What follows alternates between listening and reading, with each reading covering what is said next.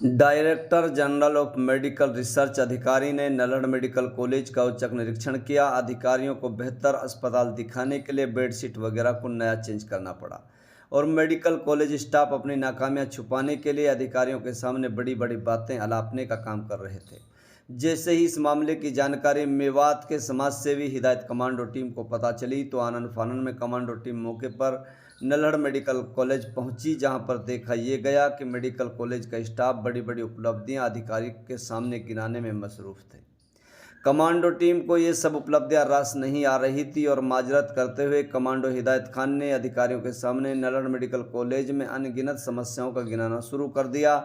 रही सही कसर मरीजों के साथ आए अटेंडेंटों ने पूरी कर दी और सारी समस्याओं की लड़ी ही खोल कर रख दी। Director general of medical research अधिकारी ने ये बातें सुनी तो दंग रह गए। मेवात के मेडिकल कॉलेज के रखरखाव के लिए सालाना करोड़ों रुपए दिए जाते हैं, आखिर वो कहाँ छुमंतर हो जाते हैं। नल्हड़ मेडिकल कॉलेज में अल्ट्रासाउंड मशीन और एक्सरे की मशीनें काफ़ी लंबे समय से धूल फांक रही हैं और तो और मेडिकल कॉलेज में 5 दवा लिखने के बाद महंगी 4 दवा अस्पताल के बाहर मेडिकल स्टोरों पर मिलती हैं। नल्हड़ मेडिकल कॉलेज केवल बेहतरीन बिल्डिंग बनकर रह गया है। आम आदमी को सही से इलाज नहीं मिल पा रहा है, लोग परेशान हैं, लेकिन सुनने वाला कोई नहीं है। अब देखना ये होगा कि मेडिकल कॉलेज के आलाधिकारी इन समस्याओं पर कब तक गौर फरमाएंगे। देखिए क्या कह रहे हैं हिदायत कमांडो। ये कमांडो साहब कल नल्हड़ मेडिकल कॉलेज में DGMR अधिकारी आए हैं, तो क्या उनसे बातचीत हुई है आप लोगों की? क्या कहोगे इसको लेकर? मैं आपको बता दूं, सही बात तो है कि हम लोगों के पास कोई इंटीमेशन नहीं था।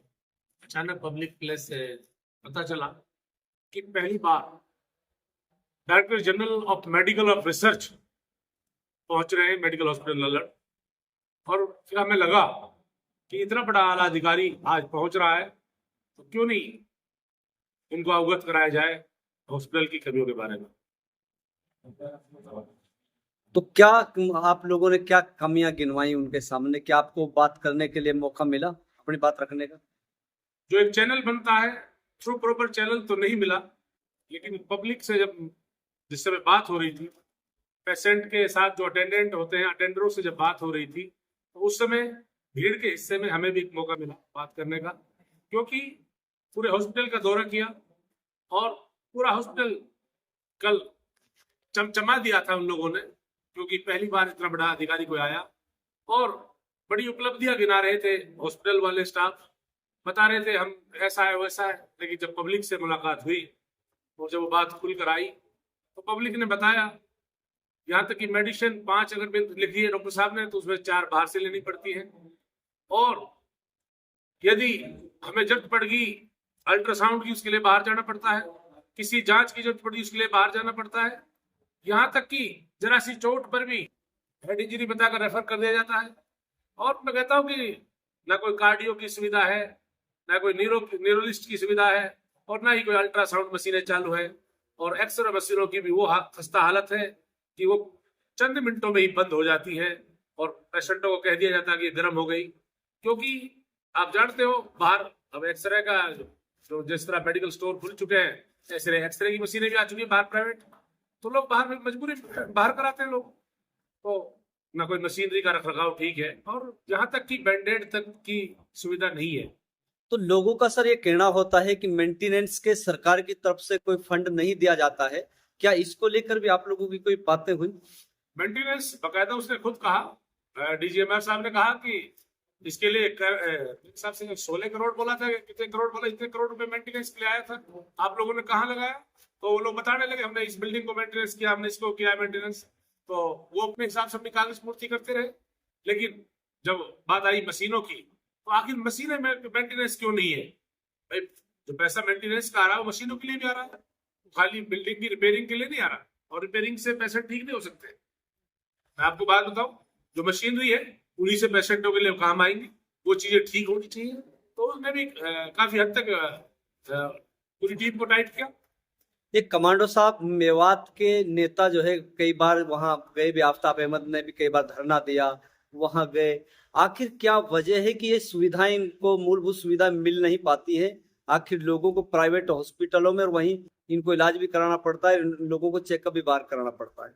मैं आपको बता दूं, सच्चाई ये है कि मेवात के लोग यहाँ अनदेखी की गई है हमेशा, और हमारे पास एक इकलौती धरोहर है हॉस्पिटल मेडिकल नल्लड़, और ऐसी धरोहर है जहाँ हजारों लोगों को रोज भला हो सकता है और होता भी है, लेकिन जो उनको सहूलियत मिलती चाहिए कई हजार लोग फिर आगे रेफर भी कर दिए जाते हैं।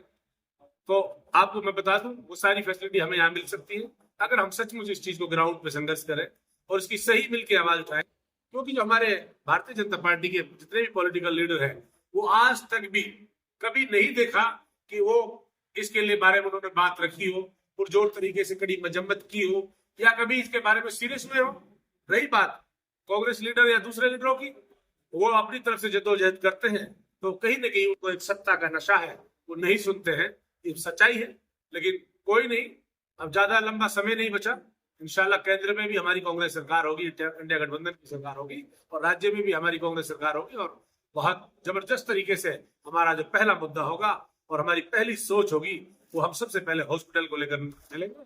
उसके साथ साथ हमारे जो दूसरे मुद्दे हैं, रेल लाइन है, कहीं 4 लाइन है, यूनिवर्सिटी है, वो हमारे साथ साथ उसकी लड़ाई लड़ते रहेंगे। लेकिन सबसे पहले हम अपनी हॉस्पिटल की तरफ ध्यान देंगे, यहाँ का पूरे मैनेजमेंट को सुधार देंगे। कल डीजीएमआर से आप लोगों को क्या आश्वासन मिला है, कब तक यहाँ की मशीनें ठीक हो जाएंगी? डीजीएमआर साहब ने कहा है कि बजट की कोई कमी ना तो है ना अब आगे आएगी, और बिल्कुल नोट करते गए उनके पीए साहब, और बकायदा पॉइंट टू पॉइंट नोट करते गए। लिखित में भी बकायदा हमारे कुछ सोशल एक्टिविस्ट साथी है वसीम शेफी, उन्होंने भी बकायदा लिख के दिया, और काफी पॉइंट्स थे उन्होंने वो नोट किए, और उन्होंने कहा कि बहुत जल्द इसमें सुधार भी होगा। और बाद में हम लोग किसी कारण आ गए थे, लेकिन साथियों से पता चला कि लास्ट में पूरी कड़ी खिंचाई करके गए हैं और कहा कि नहीं बहुत जल्द हम मेडिकल हॉस्पिटल नल्लड़ में सुधार करेंगे। किसको जिम्मेवार मानते हो आप? ये हालात जो मेवात के सही हो सकते हो, मेवाती मेडिकल की बात करें या दिल्ली अलवर रोड के राजमार्ग की बात करें, मेवात में इन दिनों विकास नाम की कोई चीज नहीं, जिम्मेवार आप किसको मानते हैं? हमारी मेवात की ये जो बुजदिल राजनीति है, ये बुजदिल लीडरशिप, ये मैं तो कहूंगा कि लीडरलेस मेवात हो चुका है, इसमें कोई शक नहीं है, और ये हमें एक्सेप्ट करना चाहिए, क्योंकि हम गहरी नींद में हमारे लीडर सोए हुए हैं। इनको बिल्कुल भी हमारी विकास की कोई चिंता नहीं है, इनको सिर्फ और सिर्फ अपने परिवार की चिंता है, इन्हें अपने घर परिवार अपने रिश्तेदारों की चिंता है। विपक्ष का काम होता है मुद्दे उठाना। कांग्रेस के एमएलए यहाँ से हैं, विपक्ष की बात करें सरकार नहीं है, लेकिन किसी ने क्या आवाज उठाया आप बता दीजिए। मैं आपको बता दूं अमित साहब, हिदायत कमांडो 24 फरवरी को कांग्रेस पार्टी ज्वाइन की। उससे पहले हम ऐसे सोशल एक्टिविस्ट तो आज भी है, हमारे खून में है, और सामाजिक कार्यों में लगे रहे, लेकिन कहीं ना कहीं 2 महीने भी पूरा नहीं हुआ है राजनीति में आए हुए। हम हर मुद्दे पे हिदायत कमांडो अपनी तन मन धन से खड़ा रहेगा, अपनी जान की कुर्बानी दे देगा अपने इलाका मेवात की तरक्की के लिए, और अपनी आवाज उठाता रहेगा, संघर्ष करता रहेगा। रही हमारी पॉलिटिकल लीडर की जो प्रेजेंट में है, मैं आपको पहले भी कहा, भारतीय जनता पार्टी को सत्ता का नशा है।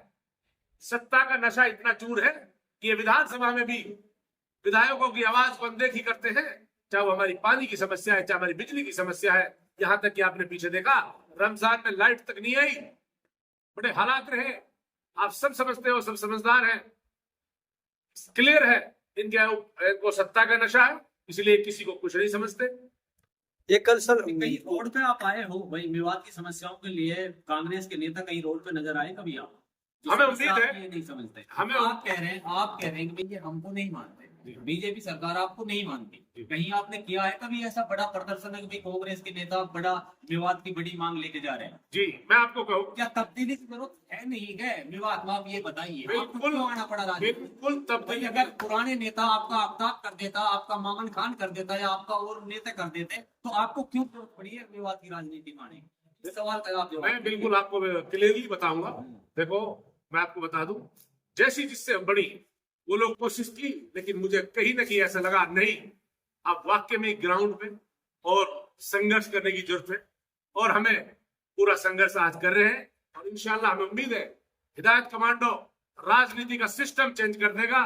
और ये नहीं 9 विधानसभा का चेंज होगा, 5 विधानसभा सीटों की मैं गारंटी लेता हूं, और गुड़गांव लोकसभा की सीट की गारंटी लेता हूं।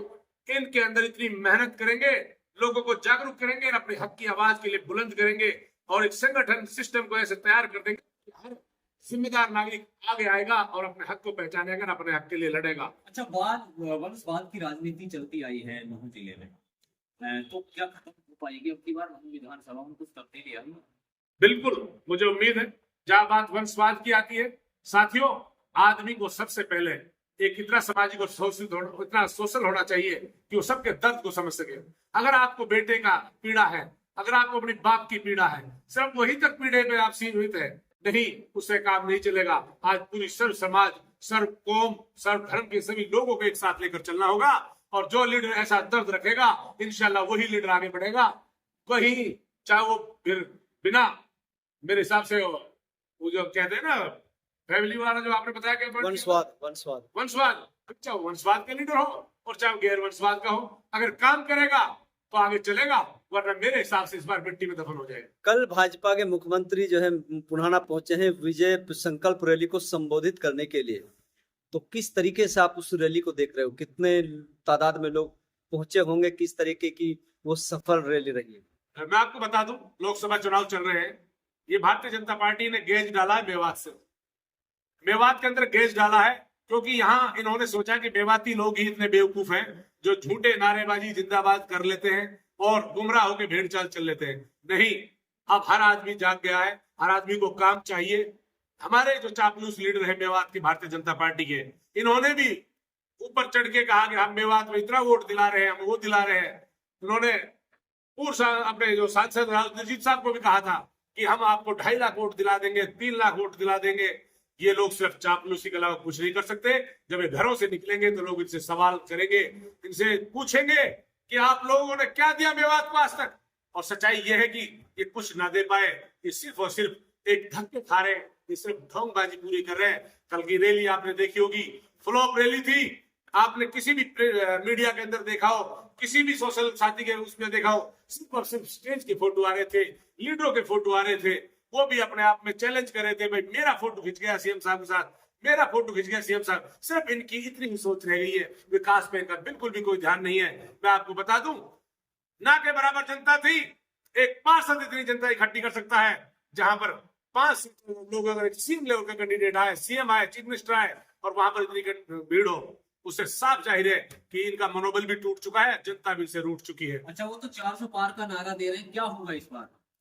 जुमलेबाजी तो ये हमेशा देता है, 15 लाख का भी नारा दिया था, उसका क्या रहा आप सबको पता है।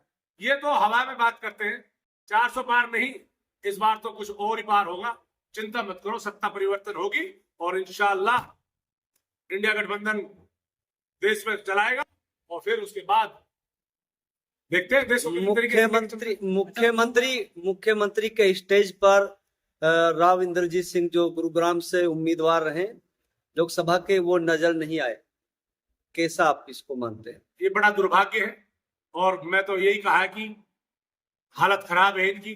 अभी हमारा जो लीडर है, अभी जो हमारी लीडरशिप सेंटर के अंदर बैठ के और बड़ी प्लानिंग से इसी चीज के लिए भी रोकी हुई है गुड़गांव सीट, कि किस तरह इनको चारों खाने चित मारेंगे, और बाकी सीटों पे हमें शेरे दिल अपने कैंडिडेट उतार दिए हैं, और हम कम से कम 8 से 9 सीट हम जीत रहे हैं हरियाणा के अंदर, और गठबंधन की 10वीं सीट भी हम जीत रहे हैं।